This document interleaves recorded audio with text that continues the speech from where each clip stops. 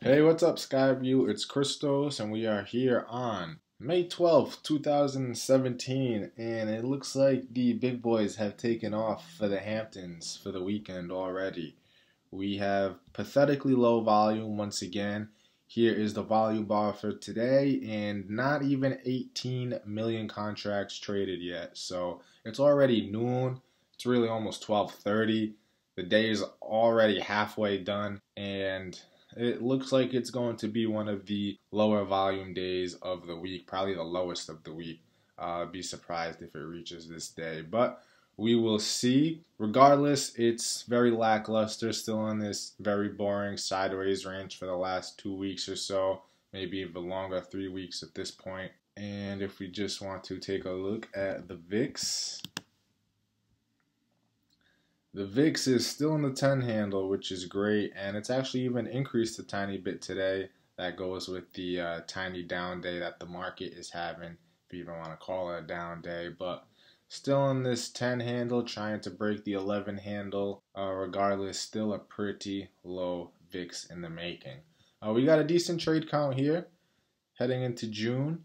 Put on a trade yesterday, and we're just looking to add another trade today. So one thing I mentioned yesterday in the trade review video is that we did not have a position on an XOP. I actually think we took a position off this week in XOP. But since it's one of the higher IVRs on the board, and if we just take a look at the other IVRs, we got the 12-month at 41, 6-month at 41, and the 3-month at 87. So it's just some nice IVR, one of the best on the board, at least for the ETF watch lists, and even one of the best on the board for the stocks that don't have earnings. You can see volatility has kind of been creeping up here, and pretty much on the high end of the last 3 months, hence the 87 IVR for that 3-month there. So it's probably worth putting on a trade here. Again, it's just trading small and just trying to stay active. XOP is one of those things we trade every cycle. Since we don't have a position on in it right now, it kind of makes sense to put on a small trade. Why not? There's about 35 days left in that June cycle, so we only have a few days left to put on positions. Once we come back on Monday, there will only be 32 days left, and we start to get really cautious under 30 days to expiration, and we kind of tend to look out to the back month at that point and avoid trades in that front month with the less than 30 days until expiration. So we only really have a few more days to put on trades in this cycle as far as we're concerned. So let's try to get one on in XOP here today. Probably just going to do a 3-point wide Condor or maybe like an iron fly. I kind of like, the iron Condor is better. I'll take the higher probability of profit over the larger credit received. That's just kind of my style. I think Adam and Eli also agree with the same thing as well. But, I do like to mix in those iron flies as well when I'm just looking for another trade and the option prices do not allow me to construct an iron Condor. But XOP can usually construct an iron Condor in. And just looking to around that 30 delta mark, I guess brings us to this 34, 33 area. But I am looking to collect, at least 50 cents on each side if I'm doing a $3 wide spread. So kind of makes it hard to start shorting the 50 cent strikes immediately. So why don't we go to this 32 delta and we'll short the 34 here. And then 3 points wide would take us down to 31, and that takes us to the 11 delta. So, right around my wheelhouse. So let's go ahead and do that, and that should pick up around 50 cents or so. Picks up 56 cents down here. So if we go over to the call side now, going to around that 30 delta would bring us to 37, right? This is the 33 delta, brings us to 37, this 38 range. Again, we're looking to collect at least another 50 cents, so can't really short this 38 strike for 40 cents and then pay a debit because we will not be picking up 50 cents. So if we want to pick up 50 cents, it looks like we need to go to the 33 delta here, and we'll go ahead and short this. and then going 3 points wide from this 37 strike brings us over here to the 40, and that is the 10 delta. So again, right in our wheelhouse. And if we short that, it looks like we'll collect over $1 to do this, sitting at $1.06.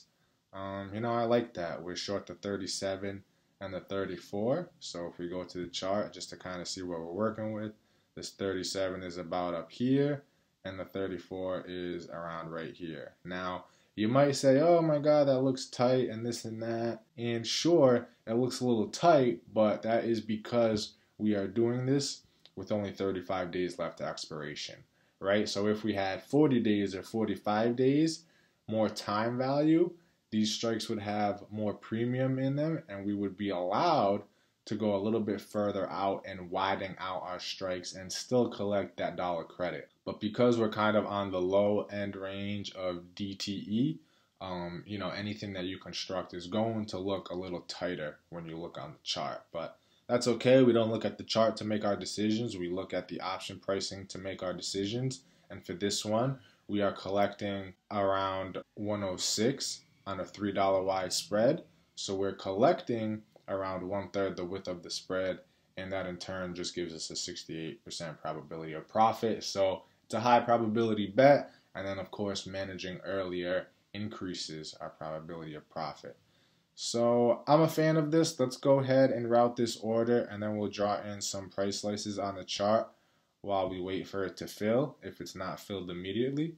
And you guys know I just like to edit it, and look at this beautiful, nice, tight spread. Only 2 cents wide. We're going to go in right at the mid price, see if we can catch a fill immediately. And beautiful. Filled immediately on that trade at 107 there. So if we just go over to the chart, we can draw in some price slices now. Remember, we are short the 34 and the 37, and we're 3 points wide. So I'll have a little pop-up bubble if you want to skip through this part. If not, feel free to watch as I go here. So 37 is around here. I'll edit the properties on that one. And then 34 would be around right here. Edit the properties here.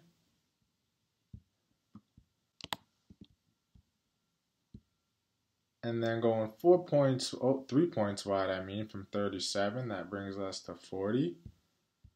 Edit the properties here. Change the style. And then 3 points wide down from 34 would bring us to 31. I'll just put it in here and then edit the properties. Change the style.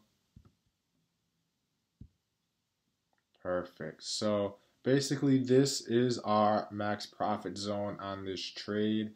And then our break evens on the trade are our short strike on the call side, our short call plus the credit we received. So we're short to 37. We collected about $1.07. That puts our break even all the way up here at 38.07 or so.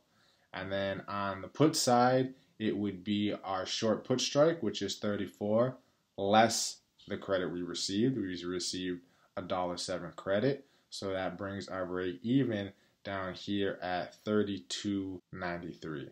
32.93. So around right here.